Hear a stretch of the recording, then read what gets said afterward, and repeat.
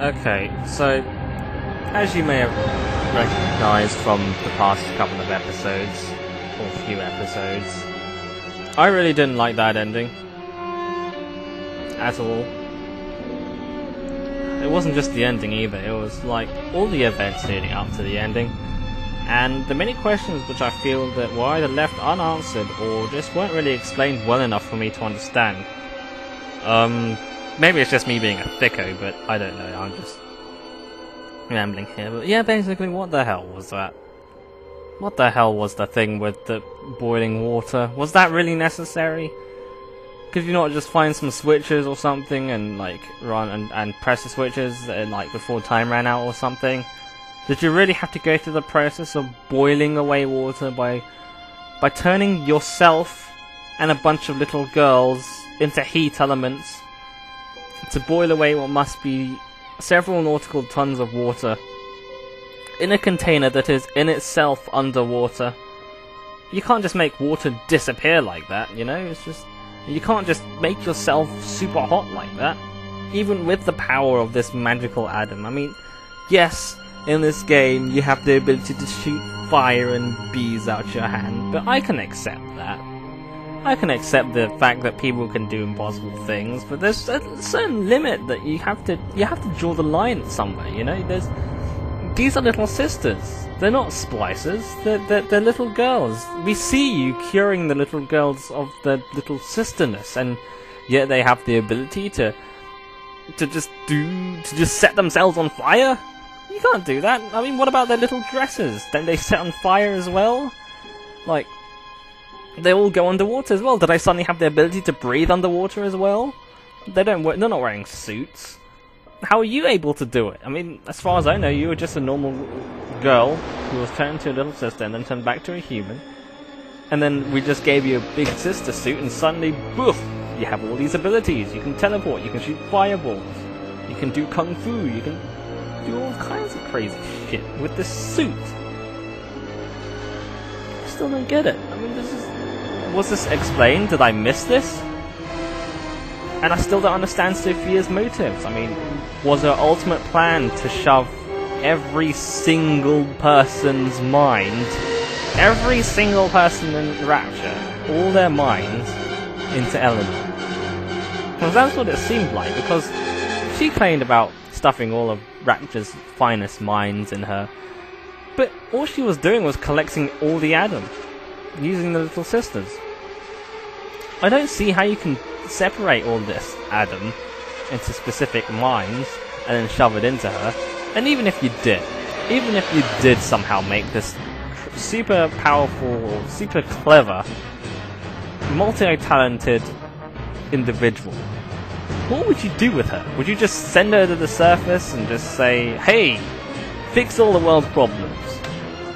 It doesn't work like that. You can't.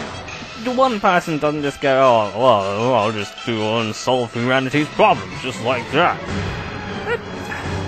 No! It just seems a bit weak as, like, your ultimate grand evil plan. It just doesn't make much sense. Another thing I found ridiculous was the use of the Vita Chambers as an actual plot storyline device. As in, it being the sole reason that Subject Delta is still alive. I actually researched Vita Chambers because I'm a fucking nerd like that. The reason in Bioshock 1 that you're able to use Vita Chambers is because they've been keyed specifically for Andrew Ryan's genetic code, and because you're Andrew Ryan's son, you're able to use them, and other splicers can't. The reason why Andrew Ryan doesn't revive when you kill him in Bioshock 1 is because he deliberately turned off the Vita Chamber so that he wouldn't revive when he died. And then you can go along and turn on the Vita Chamber when you walk across it so that you can revive from it in the game.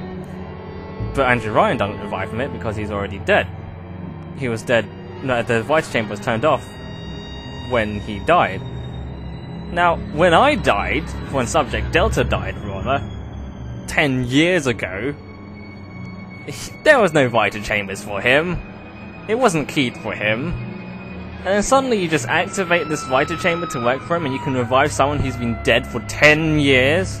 There shouldn't be anything left of the guy. I just don't understand, like... I mean, I can sort of understand Vita Chambers as a gameplay mechanic, you know, but as an actual plot device, it's weak. And where the hell's Tenenbaum as well? Where the hell is Tenenbaum? She was, like, she somehow knew you were alive at the first start of the game. And then that's it. She sends you on your way to rescue little sisters and Eleanor. And then it's never seen for the rest of the game. Did she die? Did she manage to save the rest of the little sisters like she said she was doing? Like, how does she know shit about Sinclair? How does she know about you? Okay, I guess the little sisters told her, but... You know, how is this even possible? What relevance does she have in the story? She has no relevance in the story. She doesn't contribute anything other than helping you around for a little bit of the first bit. And then wandering off. There's no closure on her part. You don't know what happened to her. You don't know if what she did was successful or not. You know, it just seems a bit pointless. I don't know. I mean, yeah, I guess I'm nitpicking, I suppose. I did enjoy the game. I really did enjoy the game at the start. Yeah, the first few levels were wonderful. I mean, I like the story of Bioshock 1 better because there weren't so many plot holes. Maybe they were, I don't know. I didn't notice them as much though, not as much as this one. But the point is that I liked the story in the first Bioshock. And it had a good atmosphere. This one isn't quite so good because it sort of assumes you've played Bioshock 1 and doesn't really sort of develop the story as well. It doesn't really develop the scene of Rapture as effectively, I don't think. And I guess that's fine if you don't want to be trodden through that process twice, but I thought that was the best bit of Bioshock, sort of having these concepts introduced to you, like the world of Rapture, and yeah, I know that sounds kind of corny, but that's kind of an aspect I liked, and that was missing from this. But what I did like about this one was some of the environments were pretty good, and were atmospheric, and the whole, you know, it is basically the first game in terms of gameplay, so I can't fault it too much there, other than the fact that I fucking broke the game by just using the ice plasmid and the drill power. I mean, yeah, towards the end of the game, I realised that this was fucking cheap, and I had basically ruined the game. I could have gone back to using guns, but at that point in the game, what was the fucking point, you know? It's just, you know, I might as well have kept going with it. But yeah, it was a good game, just not a fantastic ending. Not a fantastic ending at all. It's just, I don't know, I just feel like there's so many things left unanswered, and I don't know, I just left the game just generally feeling wholly unsatisfied and mildly angry as well at the ending, like being absorbed into her brain. I mean, how does that work? You know, I mean, is she, am I in her brain now? Do I have control over her? Am I just the voice in her head that gives her advice on what to do? Would it be like if I go to a shop? No, if Eleanor goes to a shop to look for pretty dresses, would she be all like, "How does this dress look on me, father?" And I'd be all like, "No, don't drink this one. It makes you look fat." I mean, what is it?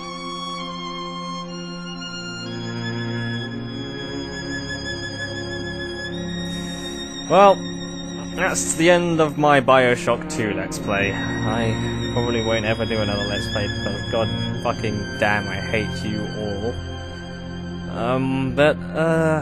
Thanks for watching. If you've actually kept up with every single part, I commend you. I understand it's probably not easy sitting down watching me play video games badly.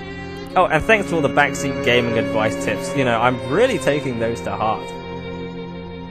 I'm not ready. I'm being an idiot. But yeah, thanks for watching, and thanks for sticking up with it, basically.